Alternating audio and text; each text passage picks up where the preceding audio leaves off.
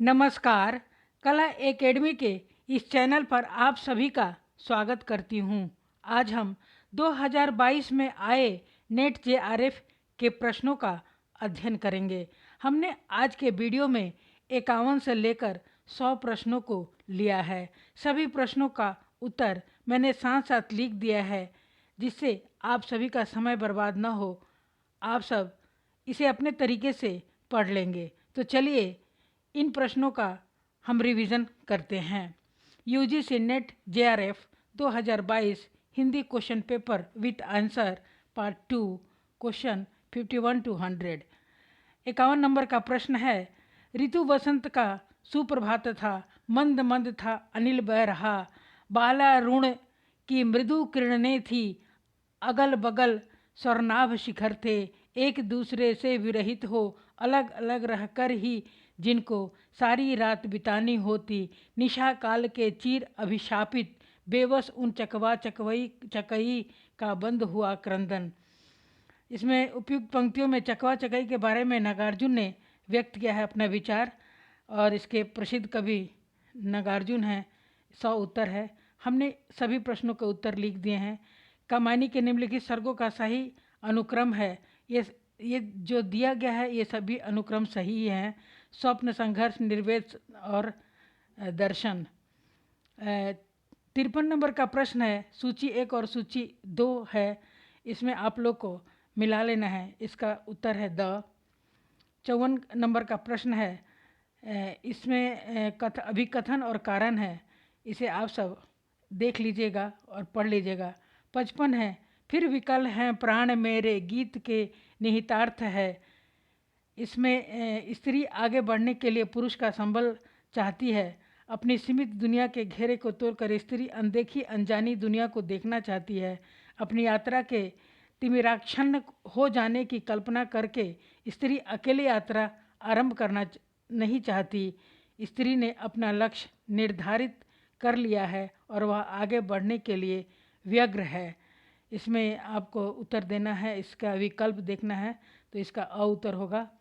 56 number का प्रश्न है, मेरी बाकी अदा पर मैं खुद हूँ फिदा, तेरी बाकी अदा पर मैं खुद हूँ फिदा, तेरी चाहत को दिलवर बयां क्या करूँ, यही ख्वाहिश है कि ई तू मुझको देखा करे और दिलो जाने मैं तुमको देखा करूँ।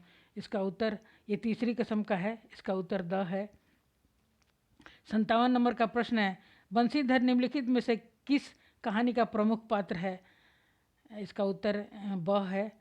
58 नंबर का प्रश्न है, प्रकाशन वर्ष की दृष्टि से सही अनुक्रम है, इसका सही अनुक्रम यहाँ दिया हुआ है ब नंबर का।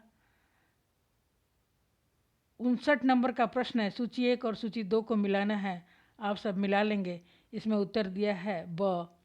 60 नंबर का प्रश्न है, धनी कौन होता है, इसका कोई विचार नहीं करता, वह जो अपने कौशल से दूसरों को बेवकूफ़ बना सकता है। इसका संवाद ये गोदान उपन्यास का है, इसका उत्तर ब है। 61 नंबर का प्रश्न है, शीतला माँ के नाराज हो जाने के भय से लोग बच्चों को चेचक का टीका तक नहीं लगवाते हैं।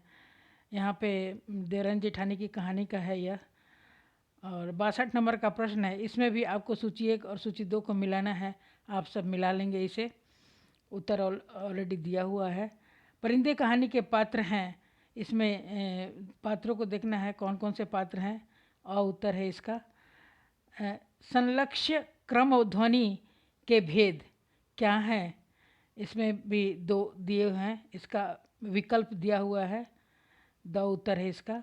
65 नंबर का प्रश्न है, इनमें से कौन सा निबंध द्विवेदी युग का नहीं है, यहाँ पे 100 उत्तर है इसका।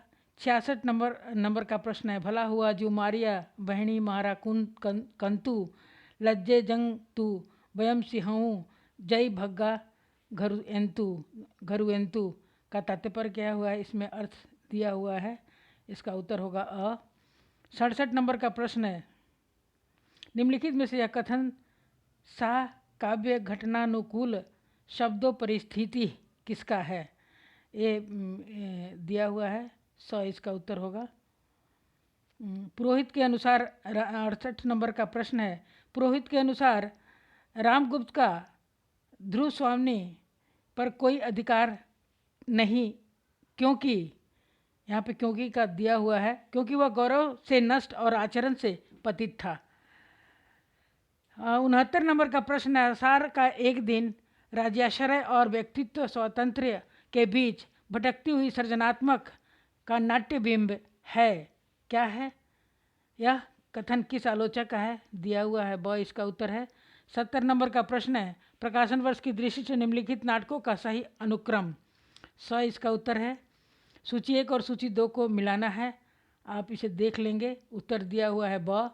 72 नंबर का प्रश्न है, एक और द्रोणाचार्य में द्रोणाचार्य के कथन है, इसमें विकल्प दिया हुआ है और इसका विकल्प है। 73 नंबर का प्रश्न है, प्रकाशन वर्ष की दृष्टि से सही अनुक्रम दे, तो यहाँ पे भी अनुक्रम दिया हुआ है, स इसका है उत्तर। 74 नंबर का प्रश्न है, परीक्षा गुरु उपन्यास निम्नलिखित में से किस विषय पर केंद्रित है? विषय दिया हुआ है और इसका उत्तर भी है। इसमें नीचे 2 कथन दिए हुए हैं, अभिकथन और इसका कारण, इसे आप देख लेंगे और समझ लेंगे अच्छी तरह से। सूची 1 और 77 नंबर का प्रश्न है, इसमें 1 और सूची 2 को, सूची 1 और सूची 2 को सम्मिलित करना है।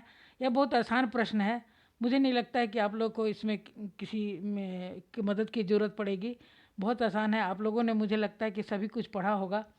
इसका उत्तर स है। निम्नलिखित में से, इसका 78 नंबर का प्रश्न है, निम्नलिखित में से कौन सी रचना अमृतलाल नागर द्वारा रचित नहीं है? तो इसका भी दिया हुआ है उत्तर, द है। आपका बंटी उपन्यास में वर्णित है, इसका विकल्प दिया हुआ है, अविकल्प इसका उत्तर होगा।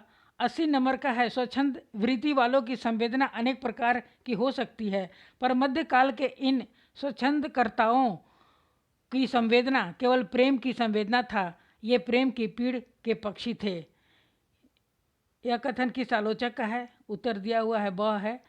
81 नंबर का है, आचार्य रामचंद्र शुक्ल ने रामचंद्र शुक्ल के हिंदी साहित्य के इतिहास में दर्ज अष्टछाप के प्रारंभिक 4 कवियों का सही अनुक्रम, यह अनुक्रम दिया हुआ है और इसका उत्तर है। 82 नंबर का प्रश्न है, ब्रज भाषा पद्य का संग्रह सभा विलास किसकी रचना है? लल्लूलाल की रचना है, उत्तर इसका होगा। 83 नंबर का प्रश्न है, निम्नलिखित में से कौन सी भारतेंदु की अनुदित रचना नहीं है? तो सती प्रताप अनुदित रचना नहीं है। प्रश्न मुझे नहीं लगता है कि बहुत कठिन है, प्रश्न बहुत सही हैं और मुझे लगता है कि आप सबको पता ही होगा। कुछ चीज़ें ऐसी है जो सबको नहीं पता होता, लेकिन ज़्यादातर सभी लोग अगर पहली बार दे रहे हैं तो थोड़ा थोड़ा प्रॉब्लम होगा ही। 84 नंबर का प्रश्न है, यह देह भाव भ्रांति है, यह कथन किसका है? उर्वशी का कथन है। 85 नंबर का है, निम्नलिखित में से तत्सम शब्द है, अक्षर तत्सम है, इसमें उत्तर है। 86 नंबर का प्रश्न है, अरस्तु के त्रासदी के सिद्धांत के अंगों का सही अनुक्रम है, सही अनुक्रम इसका है स। 87 नंबर का है, संस्मरण की पुस्तकें हैं, इसका विकल्प दिया हुआ है स, इसका विकल्प होगा। 88 का है, टी.एस. इलियट की आलोचना की विशेषता में शामिल है, कौन कौन सा शामिल है? इसका विकल्प दिया हुआ है अ, इसका विकल्प होगा। 89 नंबर का प्रश्न है, भोला राम का जीव कहानी के विषय में क्या कहना है? वो विकल्प में दिया हुआ है, इसका अविकल्प है। 90 नंबर का प्रश्न है, झूठा सच उपन्यास में वर्णित है, क्या क्या वर्णित है? यहाँ दिया हुआ है, विकल्प भी है। आप सब 1-2 बार इसे कहानी की तरह पढ़ लेंगे, ध्यान से याद हो जाएगा। यहाँ निम्नलिखित अवतरण ध्यानपूर्वक पढ़िए और प्रश्नों के उत्तर दिए गए विकल्पों से चुनिए। यह अवतरण को पढ़ना है आज और पढ़ करके इसे समझना है, समझ के किस तरह से उत्तर इसमें लिखा गया है, दिया गया है, वो आप लोग खुद समझ लेंगे। मैं इस तरह से इसलिए आप लोग को दे रही हूँ प्रश्न, क्योंकि आप सबका अभी टाइम का बहुत ही महत्व है और अभी टाइम मैं वेस्ट नहीं करना चाहती हूँ। आप सब इसे पढ़ लेना और समझ लीजिएगा। आप सब ने इस वीडियो को सुना और देखा, इसके लिए मैं आप सभी का बहुत बहुत धन्यवाद करती हूँ। कृपया वीडियो को लाइक, सब्सक्राइब और शेयर अवश्य करें, ताकि अन्य विद्यार्थी या ज़रूरतमंद विद्यार्थी भी इससे लाभान्वित हो सके। धन्यवाद। जय हिंद।